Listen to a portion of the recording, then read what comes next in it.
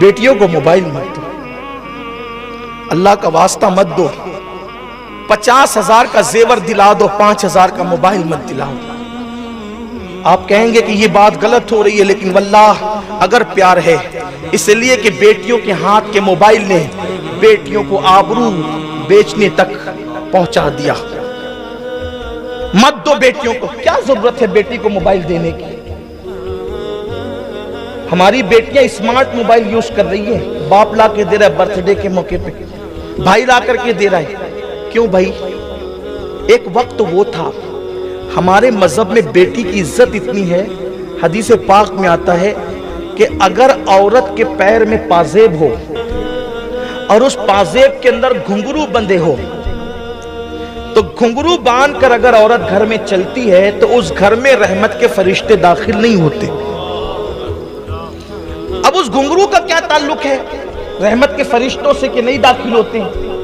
اس لیے کہ عورت جب پازیب میں گھنگرو باندھ کر گھر میں چلتی ہے تو لوگوں کو پتا چلتا ہے کہ کوئی عورت چل رہی ہے، کوئی عورت چل رہی ہے۔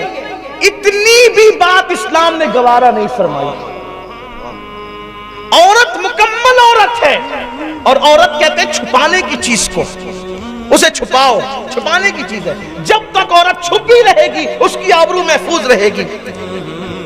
اور میں تو اپنی بہنوں سے کہتا ہوں، کوئی تم سے موبائل واپس لے لے، اس سے پہلے اپنی آبرو کی خاطر تم خود موبائل سے اپنا رشتہ توڑ لو۔ اگر آبرو خطرے میں پڑ جائے، جملے پہ توجہ کرنا، آبرو خطرے میں پڑ جائے تو اسلام سب سے اچھی جگہ جسے مسجد کہتا ہے، عورت کو مسجد سے روک دیتا ہے۔ آبرو کی حفاظت کے لیے جب عورت کو مسجد سے روکا جا سکتا ہے، عورت تو آبرو کی حفاظت کے لیے عورت کو موبائل سے نہیں روکا جا سکتا۔ منع کرو، روکو، لے لو اپنی بیٹیوں سے، سمجھا منا کر۔ اور بیٹیاں اگر سنے تو ان سے کہتا ہوں، آبرو پیاری ہے، چھوڑ دو موبائل، اس لیے کہ مس کال دینے والا کس نیت سے دیتا ہے وہ تو وہی جانتا ہے۔ کچھ لڑکے ہوتے ہی ایسے ہیں، آپ کو پتا ہوگا، ہم سے زیادہ آپ لوگ جانتے ہیں دنیا کے معاملات۔ لڑکے بیٹھ کر کے زبردستی نمبر لگاتے ہیں کہ کہیں تو تیر لگے گا، کہیں تو شکار لگے گا، اور پھر اس کے بعد جو کچھ ہوتا ہے وہ ہے سب